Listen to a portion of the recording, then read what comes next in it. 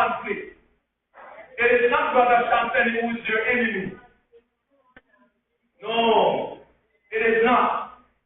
It is clear. The Bible tells us that we study the lesson. The angel revealed to Daniel that from the very first day when you started, I was sent to you. No, 3 weeks. 21. Wickedness. And I like what some Bible says in high places, some Bible says in heavenly places. So it is not the man next door alone and his power. Because he doesn't have any. He doesn't have any at all. And so we are fighting against the enemy. And on the third day we are clearly going to see where the devil is integrally involved in the battle that we and I are in. It may be a workplace that you will think is the supervisor who's fighting against you. It may be a home that you will think is your neighbor who's your enemy. So you have to say, oh, they are God. If it was special blood, all we needed to do was to go to the gym and get strong enough. Right? Fix the biceps and the triceps. But we are not. The good news is that this battle will not require physical strength. If you have gone through this week and don't spend quality time with God in prayer, you may have some situations like myself where we are praying and we fall asleep in the prayer all long here. When we wake up after picking up from just where we are, and we're not going. And last night when I was praying, I fall asleep, I don't know now. Difficult for us to understand. So as the angel was leaving, the angel said to him that I am going to, in my own words, show you something that is going to happen. He opened and pulled back the curtain and showed Daniel what was happening. But here the lesson tells us that what? The king of Persia at that time was who? Who was the king of Persia? It was Cyrus. Cyrus did not strength the fight in the supernatural league. If there was a battle with Cyrus, it meant clearly that the enemy, the devil, was behind it. Was clearly that. And so part of what you and I must bear in mind is that while Daniel shared the word, saying the prince of Persia, you and I know that the angel was pointing clearly that it is the enemy who is our enemy at all times. He may use a brother at times, but the devil is still who is ultimately behind. While you and I sometimes become distracted and believe that we have conquered the enemy,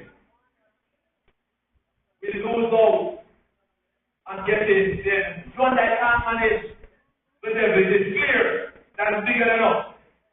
So the great conflict is part of the great controversy. In the teacher edition, there was a scenario that was presented that there was a picture that was displayed of a man clenching his fist and his face was very stern. And when you see the display, the question was would you like the picture? But of course, at first glance, it doesn't appear that the most friendly. But then an explanation came to say that he was, in my words, in the courtroom fighting for an old lady who was about to be robbed of her life. And it was that time that he was clenching his fist on the permit. You better appreciate the man's look at the picture, because you know exactly why he was like that.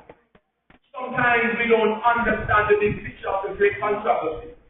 But until we understand that it is because God is fighting for us. Why he sometimes referred to as a, because the enemy will leave no stone unturned to get to us. So God must today. But we are not alone. We are never alone. Amen. Daniel was assured that it would not be left up to him. And this is critical.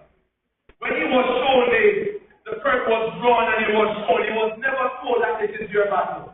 Because my Bible tells me that the battle is for the Lord. We are not called to fight in the battle.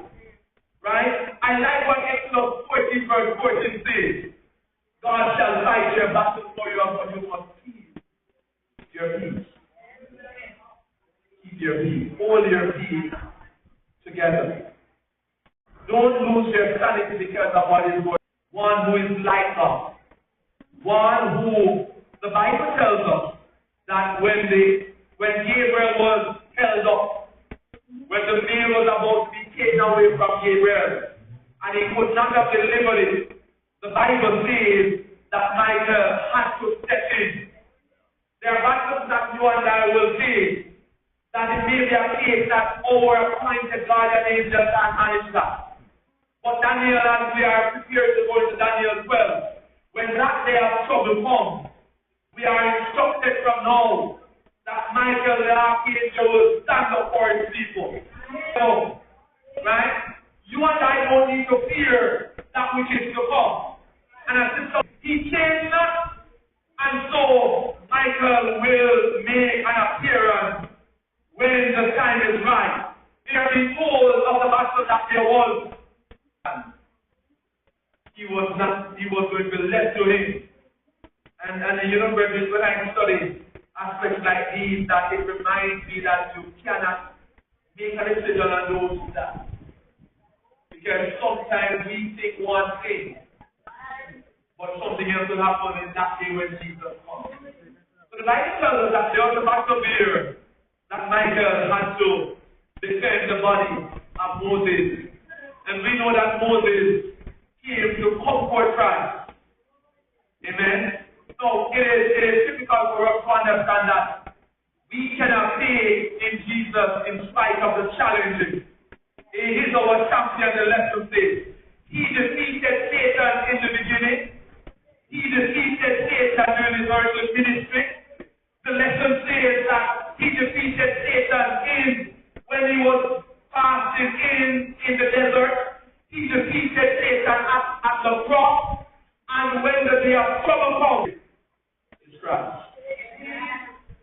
There's a song that says, Jesus is the winner man.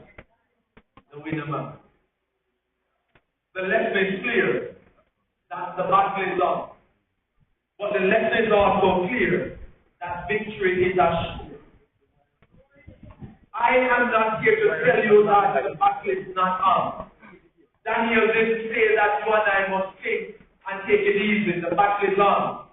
But the lesson point clear that victory is assured because of whose side we're on. As we close the lesson, I must let someone know who has not yet been standing on the Lord's side that the only victory that is assured is when you are standing on the side of Michael. There is no other victory that is assured to any of us. Right? Now, I remember being told of the story of when the little boy was reading the book and his character was being beaten up by the enemy.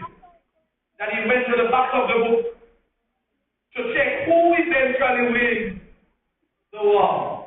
He discovered that his character was doing a man. So as we read and they were beating up on his character, he would say, if you know what I know, you would not do that at all. The Bible shows it clearly that victory is for Christ. So if you and I know that we are guaranteed that victory, why not move to the side that is promised? I want to encourage us, even as we prepare for lesson 11 next week, as we dig Daniel some more, as the prophecy becomes cement in our minds, and as we trust God in giving us the victory, we will be drawn closer to Him. The statement I leave you with is that we fight not against flesh and blood, but principalities and powers, spiritual wickedness in high places.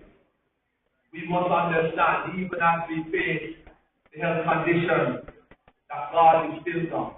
Amen. He has never lost, and He will never lose a case at all. I am comforted by these words.